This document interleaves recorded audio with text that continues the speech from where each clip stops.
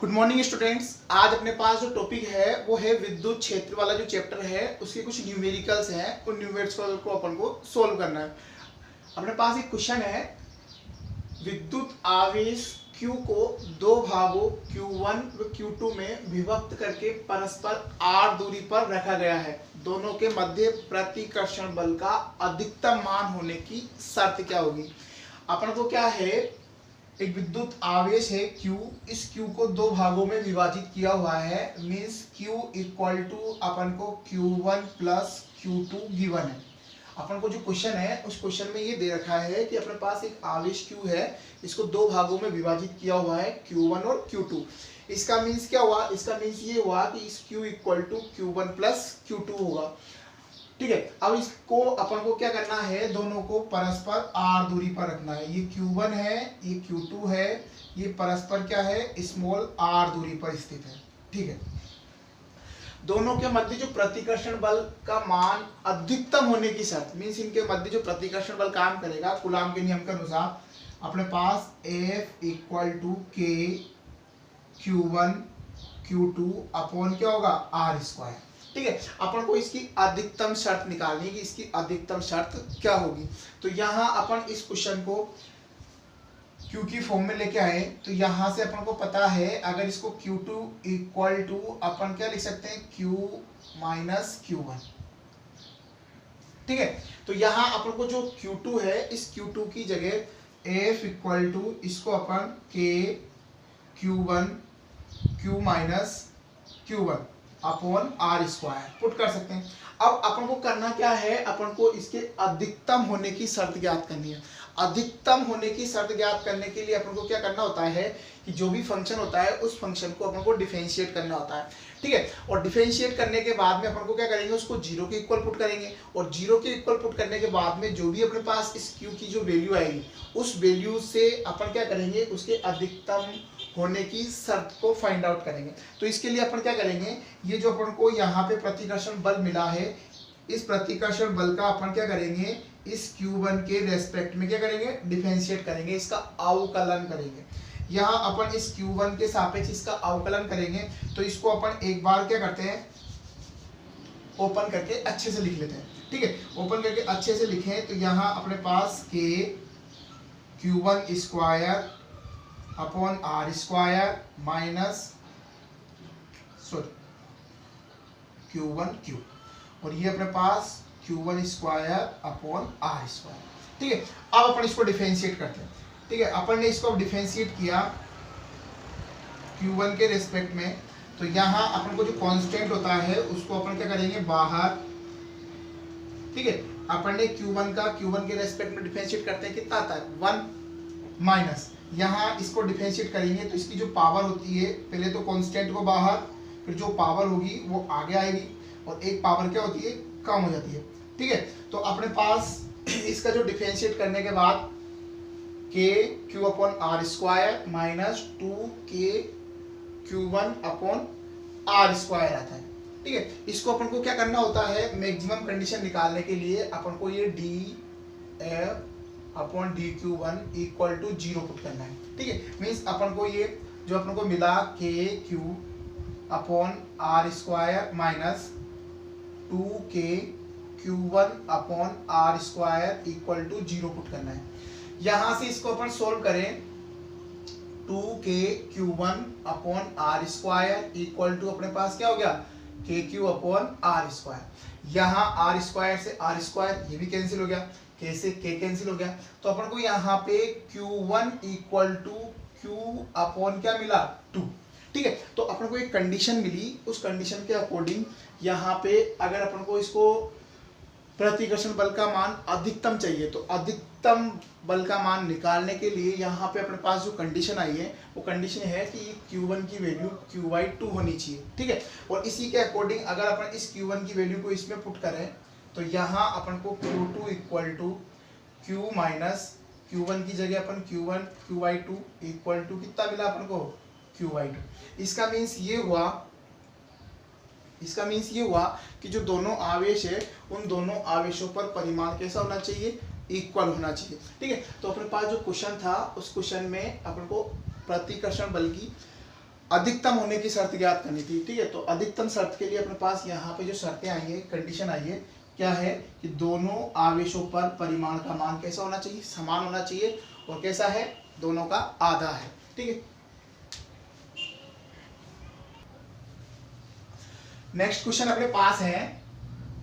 इस क्वेश्चन में अपन को 3 समान आकार के गोले दे रखे हैं। ठीक है, इसमें एक गोला है ए, बी और सी। यहाँ पे जो गोला बी और जो सी है दोनों आवेशित गोले हैं और इन दोनों गोलों पर समान परिमाण का आवेश स्थित है।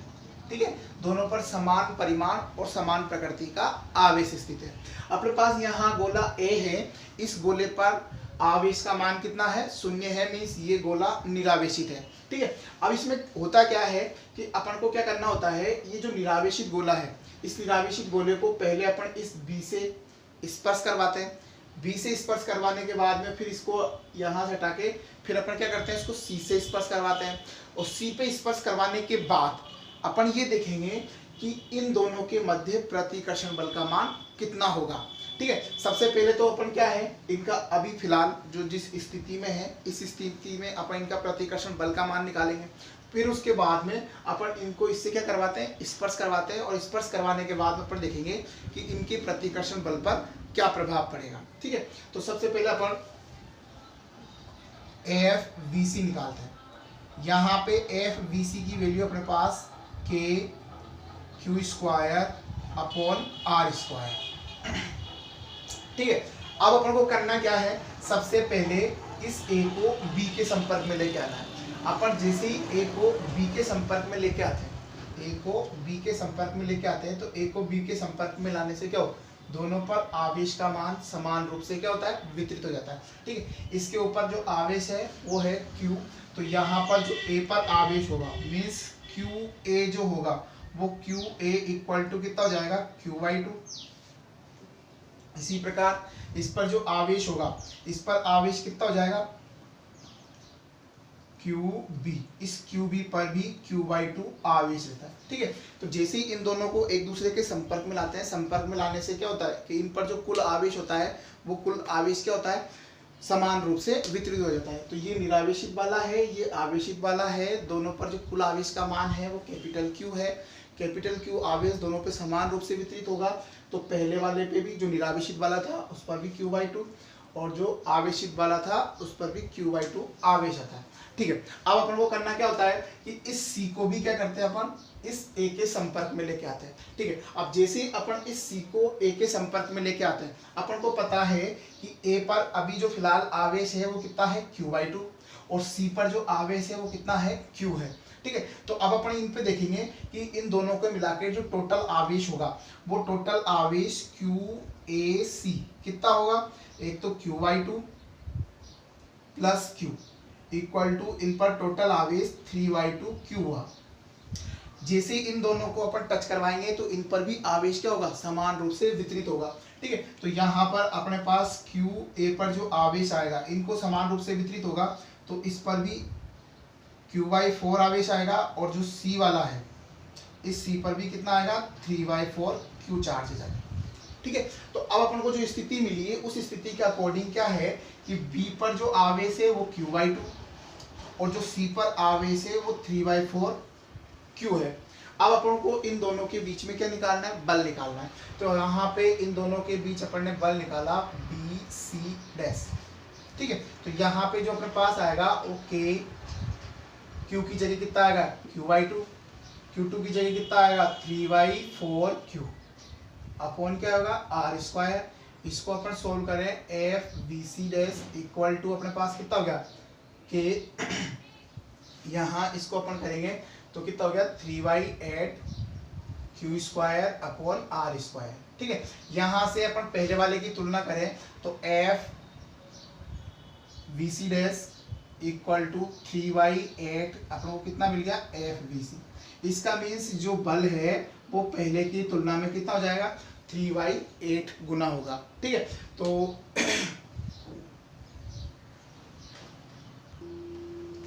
नेक्स्ट क्वेश्चन है अपने पास 4 × 10⁻⁹ कूलाम मीटर द्विध्रुव आघूर्ण का कोई द्विध्रुव है जो 5 × 10⁴ न्यूटन पर कूलाम के एक समान विद्युत क्षेत्र की दिशा से 30 डिग्री पर संरेखित है। ठीक है, तो अपन को उस पर बलाघूर्ण ज्ञात। ठीक है, तो यहाँ पर अपन को बलाघूर्ण ज्ञात करने के लिए जो गिवन है वो अपन को P = अपन को 4 × 10⁻⁹ कूलाम मीटर।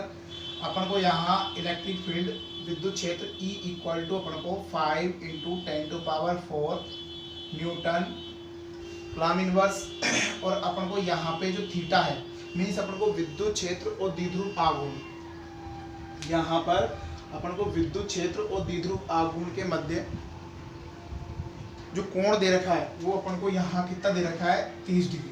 ठीक है, और अपन को बलाघूर्ण चाहिए। चूंकि अपन को पता है कि बलाघूर्ण क्या होता है PE sin थीटा है, तो अपन को यहाँ पर only one put value get answer.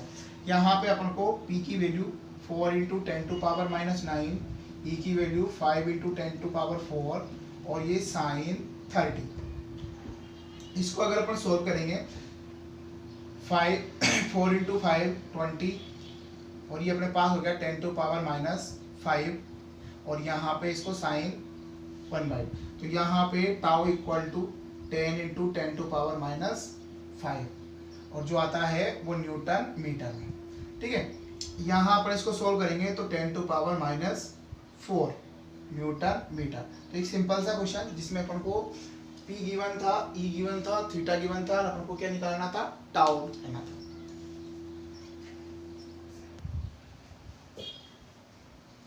Next question अपने पास है जिसमें एक अपन को समबाहु त्रिभुज दे रखा है। ठीक है, ये अपने पास समबाहु त्रिभुज है ABC। ठीक है, इसके तीनों शीर्षों पर यहाँ पे +2q, यहाँ पे -q और इस C वाले पॉइंट पर भी -cq आवेश दे रखा है। अपन को इस पूरी व्यवस्था के लिए परिणामी द्विध्रुव आघूर्ण का मान ज्ञात करना है। ठीक है, तो सबसे पहले तो अपन ये बात करते हैं कि इसमें द्विध्रुव कौन कौन सा बन रहा है। यहाँ पे ये -q आवेश है और यहाँ पे ये प्लस का 2q आवेश है, यहाँ पर भी माइनस का q आवेश है। तो अपन क्या देखेंगे कि इस +2q आवेश को +2q न मानकर +q आवेश मान के अपन चलते हैं। तो जैसे अपन यहाँ +q आवेश मानेंगे अपन को यहाँ पे एक द्विध्रुव मिलेगा जिसमें ये -q और ये वाला +q। विद्युत द्विध्रुव आघूर्ण की दिशा हमेशा ऋणात्मक से धनात्मक की ओर होती है। ठीक है, तो अगर अपन इसको यहाँ पे +q आवेश मान के चलेंगे, ठीक है, एक कंडीशन के लिए, तो उस वाली स्थिति में ये वाला जो द्विध्रुव है इस द्विध्रुव का द्विध्रुव आघूर्ण अपन क्या मान के चलेंगे, किस डायरेक्शन में होगा, इस वाली डायरेक्शन में होगा और अपन इसको P1 वेक्टर बोलेंगे। ठीक है, इसी प्रकार से यहाँ पे एक तो नहीं दो आवेश है, +2q आवेश है, तो अपन जो दूसरा +q है उसके लिए मानेंगे तो ये -q और यहाँ पे +q। ठीक है, तो इसमें भी द्विध्रुव आघूर्ण की दिशा माइनस से प्लस की ओर होगी तो C से A की ओर होगी। तो यहाँ इसकी जो डायरेक्शन आएगी वो कुछ इस टाइप से होगी और इसको अपन बोलेंगे P2 वेक्टर। तो यहाँ पर अपन को दो विद्युत द्विध्रुव आघूर्ण P1 और P2 जो एक दूसरे से क्या है, किसी कोण पर स्थित है। इस कोण की अपन बात करें तो यहाँ पे ये कोण जो होगा वो 60 डिग्री का होगा। क्यों होगा, क्योंकि एक समबाहु त्रिभुज है और समबाहु त्रिभुज में प्रत्येक कोण कितने का होता है, 60 डिग्री का होता है। तो यहाँ पे इसका ये वाला जो कोण है वो शीर्षाई मुख कोण, तो इन दोनों के बीच में ये जो कोण हो गया इसकी वैल्यू कितनी होगी, 60 डिग्री। अपन P1 और P वेक्टर की बात करें तो यहाँ पे P1 और P2 वेक्टर इनका परिमाण कैसा होगा, समान होगा। इनकी दिशाएं भिन्न भिन्न हैं लेकिन इनका परिमाण समान है। क्यों, क्योंकि इनके मध्य की जो दूरी है वो भी समान है। ठीक है, और इन पर जो आवेश है उनका मान भी कैसा है, समान है, इसलिए इनका परिमाण कैसा होगा, समान। अगर अपन इनका परिणामी निकालें तो परिणामी P1² plus P2² plus 2P1 P2 cos theta, यहाँ थीटा की जगह 60 डिग्री।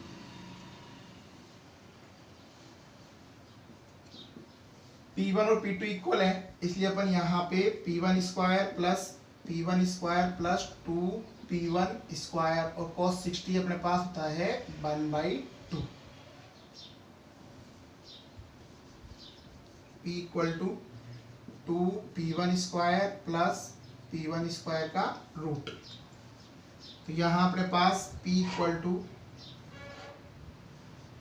3p1 इसका मीन्स √3p1 अपन। तो यहाँ अपने पास p है, p = √3। यहाँ पर p1 की वैल्यू निकालेंगे तो कितना आएगा, q × a। यहाँ से तो परिणामी विद्युत द्विध्रुव आघूर्ण है pv वेक्टर =